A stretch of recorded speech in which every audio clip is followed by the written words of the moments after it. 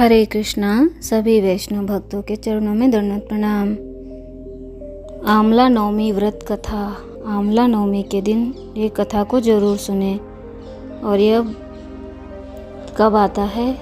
हिंदू धर्म में अक्षय नवमी का दिन बेहद ही शुभ माना गया है। इस दिन श्री हरि विष्णु और शिव जी की पूजा करने का विधान है। ऐसा कहा जाता है कि इस दिन दान पुण्य करने से सभी मनोकामनाएं पूर्ण होती हैं। वहीं इस दिन अक्षय नवमी का व्रत कथा का पाठ भी करना आवश्यक है। तो चलते हैं हम अपनी कथा की ओर। हिंदू धर्म में अक्षय नवमी का दिन बहुत ही शुभ माना जाता है। यह पर्व अक्षय तृतीया के बराबर ही महत्वपूर्ण माना गया है।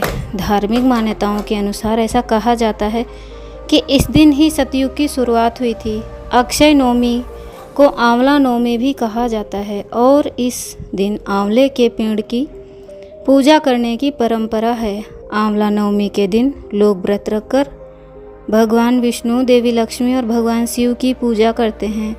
ऐसा माना जाता है कि इस दिन अक्षय नवमी की व्रत कथा का पाठ करना चाहिए, अन्यथा आंवला नवमी की पूजा अधूरी मानी जाती है। आंवला नवमी के दिन भी बिना मुहूर्त देखे कोई भी नए कार्य की शुरुआत की जा सकती है। ऐसी मान्यता है कि अक्षय नवमी के दिन श्री हरि विष्णु की पूजा करने से अक्षय फलों की प्राप्ति होती है। आज यानी 10 नवंबर को अक्षय नवमी का व्रत रखा जा रहा है। अक्षय नवमी के दिन व्रत रखकर पूजा के दौरान कथा का पाठ करना जरूरी माना जाता है। कहते हैं कि व्रत का पाठ किए बिना पूजा अधूरी रहती। अगर आप चाहते हैं कि आपकी आंवला नवमी की पूजा पूर्ण हो जाए तो आप इस कथा को अवश्य सुनें। शास्त्रों में वर्णित पौराणिक कथा के अनुसार बहुत समय पहले एक गांव में एक सेठ रहता था। सेठ था हर साल आंवला नवमी के दिन ब्राह्मणों को आंवले के पेड़ के नीचे बैठाकर भोजन कराया करता था। भोजन कराने के साथ ही सोना, चांदी आदि भेंट भी देता था। लेकिन यह सब करा सेठ के बेटों को बिल्कुल अच्छा नहीं लगता था। ऐसे में सेठ के बेटे इस बात पर अपने पिता से झगड़ा करते थे। इन सब चीज़ों से तंग आकर सेठ ने अपना घर छोड़ दिया और दूसरे गांव में बसने के बाद सेठ ने अपने जीवन यापन के लिए एक छोटी सी दुकान खोल ली। साथ ही सेठ ने अपनी उस दुकान के आगे एक आंवले का पेड़ लगाया। भगवान की कृपा से वह दुकान बहुत अच्छी चलने लगी। इसके अलावा वह सेठ अपने नियम को न तोड़ते हुए हर साल आंवला नवमी के दिन विधिवत पूजा करने के साथ ब्राह्मणों को भोजन कराता था और दान देता था। वहीं दूसरी ओर सेठ के बेटों का सारा व्यापार ठप हो गया। ऐसे में सेठ के बेटों को समझ में आया कि वे अपने पिता के भाग्य से ही खाते और कमाते थे। अपनी गलती को समझकर वे पिता के पास गए और अपनी गलती की क्षमा मांगी। फिर पिता के कहने के बाद सेठ के पुत्रों ने आंवले के पेड़ की पूजा करनी प्रारंभ की। दान और दक्षिणा करने लगे। इसके प्रभाव से सेठ के बेटे के घर में पहले की तरह खुशहाली छा गई और वे सभी फिर से मिलकर सुख समृद्धि के साथ रहने लगे।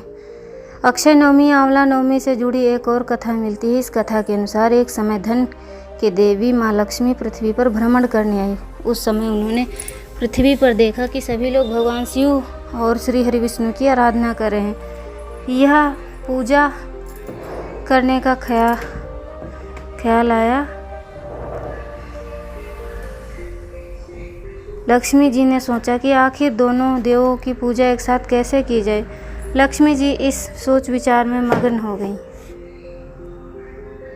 कुछ समय पल बीतने के बाद उन्हें एहसास हुआ कि धरती पर तो भगवान विष्णु और शिव जी को एक साथ केवल आंवले के पेड़ के सन्मुख ही पूजा की जा सकता है, क्योंकि सिर्फ आंवले में ही बेल और तुलसी दोनों के गुण मिलते हैं।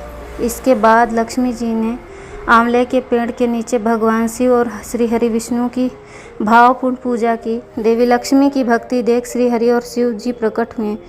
इसके बाद माँ लक्ष्मी ने आंवले पेड़ के पास भोजन पकाया और दोनों देवों को भोजन कराया। ऐसा कहा जाता है कि तभी से हर साल कार्तिक माह के शुक्ल पक्ष की नवमी तिथि पर अक्षय नवमी मनाई जाती है। इस दिन भगवान विष्णु और देवों के देव महादेव की पूजा करने से जीवन में सुख और शांति की प्राप्ति होती है।